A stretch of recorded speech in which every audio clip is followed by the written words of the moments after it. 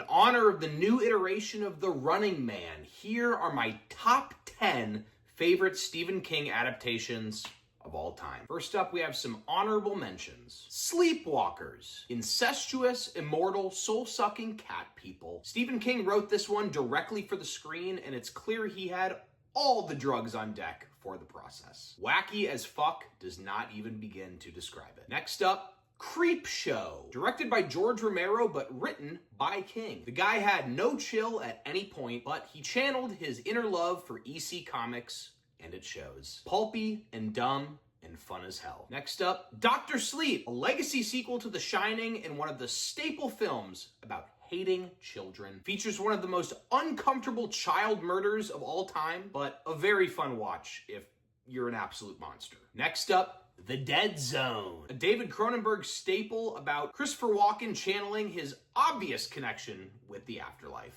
Essentially, Minority Report for creeps. And last honorable mention, Christine, the John Carpenter classic about a kid who has sex with his car. Even automobiles have jealousy issues, and it shows. And now here is my official top 10. At number 10, we have 2017's It, which I sadly do not own. One of the ultimate fuck them kids movies, where a bunch of 80s kids team up to fight a sewer clown who feeds on fear. The book is long as fuck, and the 90s TV miniseries with Tim Curry is a classic, but this rendition is shockingly great. Well, at least part one is. With Bill Skarsgård putting out an all-time get me the fuck away from this dude performance. The moral of the story is that friendship beats evil and clowns. Hiya, Georgie. R.I.P. Georgie.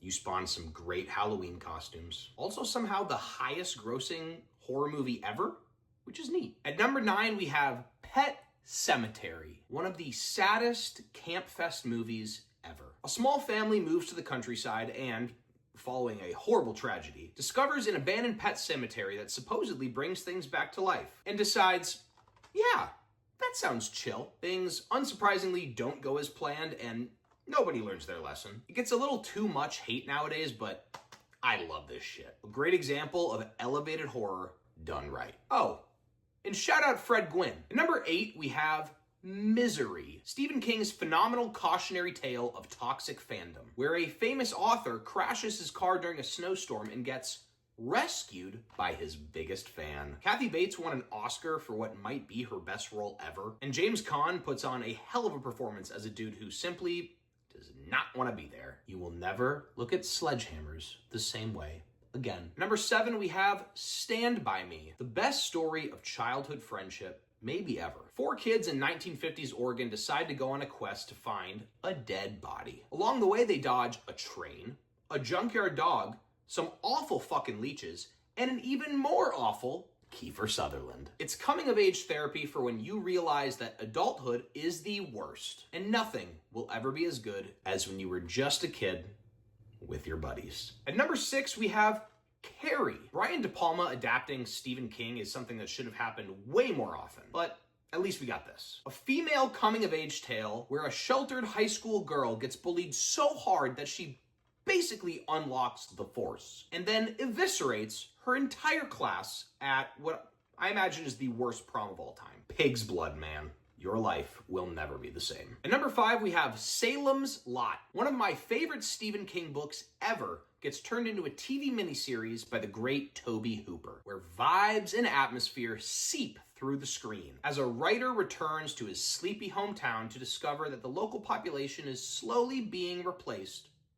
by vampires. A real estate nightmare and one of the best movies about why you should never go home after college. A mood and a half, to say the least. At number 4, we have The Green Mile. Some of the best Stephen King adaptations have nothing to do with horror, and this is maybe the best example. The time-spanning chronicles of a prison guard who encounters a gentle giant with magic hands, sentenced to death for a crime he didn't commit. Tom Hanks is awesome, but it's Michael Clark Duncan that'll have you crying the ugliest of ugly tears. R.I.P. Also, fuck Percy, you fucking piece of shit. At number 3, we have The Mist. Everyone already knows how this shit ends, but it's just as traumatizing every time you watch it. A small town gets trapped inside a supermarket when a mysterious mist rolls in, carrying giant death bugs, tentacle creatures, and otherworldly monsters you can't even begin to comprehend. Philosophical group dynamics are on full display as you see a local Karen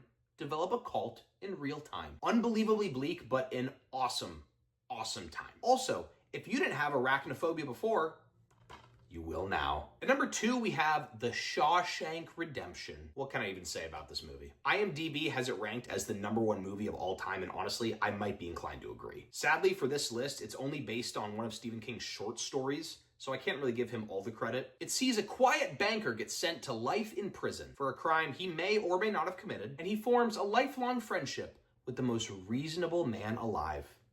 90s Morgan Freeman. Many antics ensue, but it's the climactic escape scene that will have you fist pumping through tears and wanting to sprint out into the rain shirtless. Remember, patience is a virtue, as are rock hammers. And at number 1, we have The Shining. This is an odd choice for number 1 because it's famously nothing like the novel. But Stanley Kubrick took Stephen King's incredible story about a family man gone mad and turned it into possibly the greatest horror movie of all time. I could write a college thesis about this movie, and many people likely already have. So anything I say here, honestly, feels like an injustice. Jack Nicholson puts on the performance of a lifetime, and the story of Shelley Duvall being put through the fucking ringer on set is honestly a horror movie in its own right. Long live the Overlook Hotel. Red Rum!